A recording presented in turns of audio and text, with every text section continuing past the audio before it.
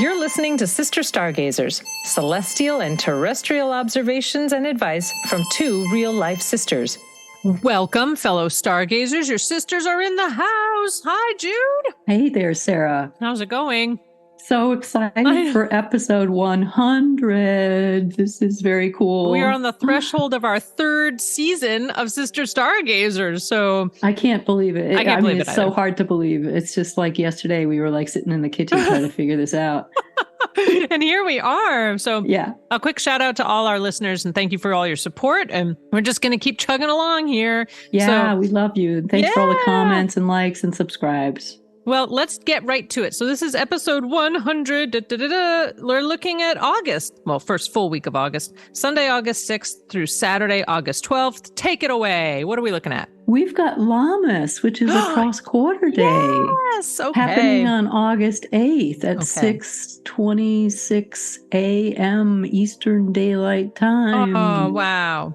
Ding. Yeah. So Lammas is the celebration in the European agrarian tradition. Yeah. So a harvest calendar. Yeah. So we're looking at this midpoint of the season between the full height of summer Yeah. and moving into the waning time of year into the Right. fall. Yes. Basically, this is a marker Yeah. in the calendar, a 45-day marker for the equinox, the Libran equinox. Oh, before we get to the Yes. equinox. Yes. So this cross quarter day is 15 degrees of Virgo? No, Leo? Leo and Taurus. Okay. Yeah, so the sun's in Leo, midpoint of Leo, 15 degrees Leo.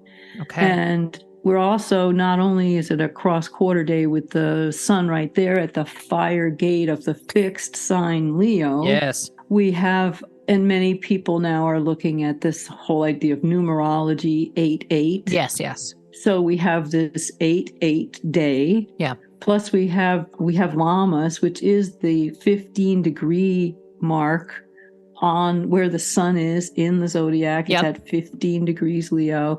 And then it's also the time of our last quarter moon in this cycle. Okay. So the sun in Leo square to the moon in Taurus. Okay. So it's kind of a momentous day. Yeah. And both on the day itself and then a day or two before and a day or two after, there's Excellent. a couple of aspects that kind of make a hub around this Lammas time. Okay. So just to back up, we don't always have Lammas on the 8th, Correct. Right. which goes with that 8-8 idea. So this Yep. is, again, this kind of focus on that day. And Yeah. we don't always have a moon phase. Right. In this case, the last quarter moon on a Lammas. Okay, so this is kind of like a really big focus on this particular day, Yes. where all of these astrological associations are kind of coming together. Yes. Astrological, numerological, archangel, those Yeah, kinds exactly. of like bigger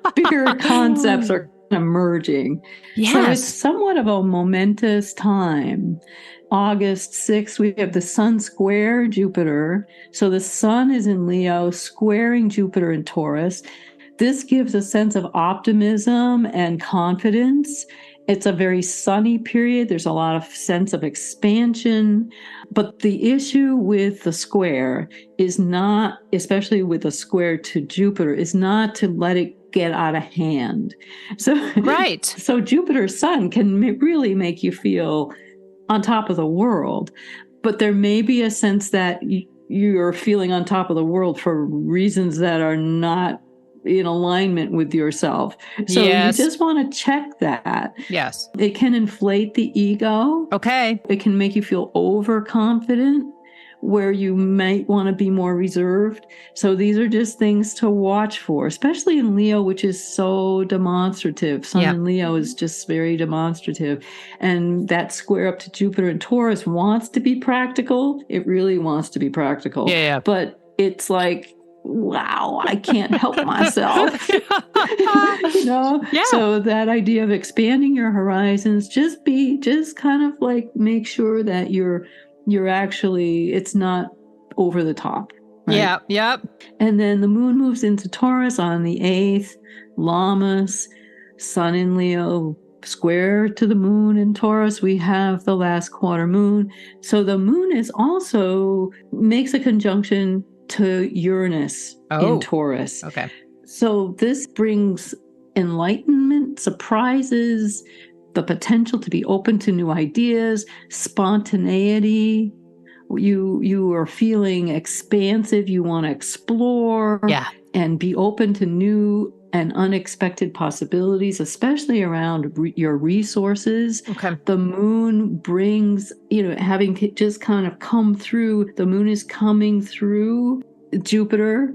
It's making a conjunction at the time of Lammas to Jupiter. So Jupiter's at 14 degrees Taurus. So the moon is conjunct Jupiter, goes on to make a square to the sun, and then it conjuncts Uranus. Okay. So there's this little grouping for a day on the 8th again, where you have Jupiter at 14, the moon at 15, and Uranus at 22. So you have a stellium in Taurus, which is really up in the ante. It's like, wow, I'm open to anything. Anything is possible. Wow. And it does bring this expansion. So you have the sun square Jupiter, you have the moon square the sun, and then you have Uranus in a wider square to the sun. So there's the square aspects are kind of locking in, like wanting something so bad and wanting something to be a certain way. And really feeling like the world might be your oyster if this one thing kind of drops into place. But the thing with the square is it can bring this expansion. You just want to be able to manage it. Okay. And the feeling of optimism also comes with the moon. But you just want to be able to manage it because it's a last quarter moon. As the moon comes through the last quarter phase, you might be feeling that there are things that still need, even though you've reached this point of accomplishment, there are things that still need to be done. Yep. So doors might be opening, but that means that there is still work to do. Yes. Like you haven't arrived, in other words. Yes. So this is a wave that we can ride. Yeah. This is a wave we can ride as this grouping in Taurus kind of comes alive with the moon moving through there on Lammas. I think the cards that came out today may feed into this perfectly, if I may. Yeah, absolutely. The card that came out as I shuffled is the Seven of Swords. And some of the keynotes I was reading about the Seven of Swords is taking action against problems. It's maybe a daring act. However, not following impulses when a plan is better in place. So, if you get a good idea, making sure you've thought it out and a plan is in place before you're like, I've had this great inspiration, I'm just going to go for it. And also being transparent in your actions and even asking for some help. So you don't have to do it on your own. It doesn't have to be a secret agenda.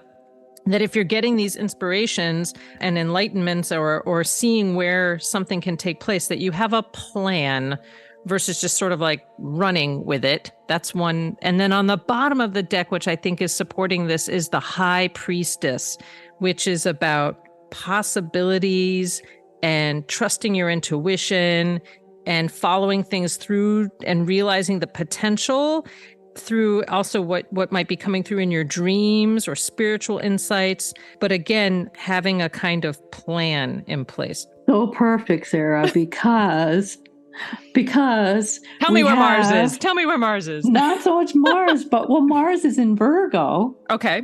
And it's making, again, there's two other planets in Virgo, an asteroid and a planet that are speaking to this perfectly. And that is Mercury in Virgo. Okay. 12 degrees. Mercury rules Virgo. Yeah. So really wants lists of things. It wants a to-do list. And then Pallas, Athene, the asteroid goddess of strategy. Yes. The strategist is like this far thinking. Yes. Thinking beyond the everyday, wanting to plan, put things in place, wanting to strategize. If this happens, then I'll do this. If this happens, I'll do that. That is Pallas, Athene, and she is conjunct Mercury in Virgo. Okay. So here we have the planet ruling Virgo Mercury with Pallas conjunct in Virgo. And so Virgo is very strong right now, that whole idea of planning and wanting things to be efficient. And then Mars is right there at 17 degrees Virgo, which is helping us to channel our energy into a very constructive, with a purpose, not just going, wah, but just having something, which is more like Mars and Leo, like, I want to strut my stuff. This is more like, let's get down to business. Let's channel our energy. And I mean channel, like put it in a groove and make it work for us. So that's the beauty of that. There's a stellium right there in Virgo, and that's making a trine up to the moon and Jupiter and coming into a trine with Uranus. So those three, so Mars is already within a trine with Uranus, within a trine aspect, but Mercury and Pallas will be joining them shortly. So whatever you start to put in place, things will start to spark off of them if you have a well-developed plan. Okay, I'll take it. Yeah. Awesome. This is good because Lammas, this particular cross-quarter day, you can use the cross-quarter day chart like on Lammas or Beltane to also look ahead to the coming season or the next 45 days. So this is a point in time where we can really take an assessment and then set a mark on the horizon for the equinox in September. Correct. Okay, great. It's a fantastic setup. There's a few other aspects I want to mention. So Mercury on Wednesday, August 9th, so we're just a day beyond Lammas, Mercury is in Virgo, right? That's when it's making the exact trine to Jupiter. So it's going to be in play on Lammas, but we've got that day, just a day away, where it's making the exact aspect, the exact trine, which means that Pallas riding with Mercury is also making that trine to Jupiter exact on Wednesday, August 9th. So we have that day after Lammas as well, where the aspect perfects. So good judgment, taking in the full picture, speculating, positive thinking. So this would be a really good time for like really positive affirmations. Yeah. There's a high interest in learning. There's a high degree of being able to retain what you learn. And also there's an ability to teach what you know. Okay. The same day, Venus in Leo conjunct the Black Moon at 23 degrees Leo. And Venus now is retrograde. Venus is going to be squaring Uranus. So you might be looking back. You might be mining some ideas that you have explored already, maybe shelved them. You might be pulling them out. You might be sharing ideas, creative ideas with another person. Things might come to light a little bit. Things also might be a little unpredictable. You can plan, but there might be some work to do in terms of pulling in ideas from the past that you thought were good, but then you didn't think were so good. Right. But then now they just might not have been their time. Right. So Uranus squaring Venus is also kind of asking you to kind of go back and do some mining of some of your creative ideas. Yeah. On Saturday, August 12th, you want to be outdoors. If we have some clear weather, because there's a beautiful Perseid meteor showers peak on Saturday, August 12th. So that's really a great time to be out wishing on the stars. Oh, I love it. And then Sunday, we'll cover this in the next episode, but Sunday, the 13th, you can start preparing now for the Sun conjunct Venus in Leo. So, strutting your stuff is on the horizon. Awesome. Well, thanks, listeners. You can reach us with any questions or comments or insights at connect@sisterstargazers.com. That's our email address.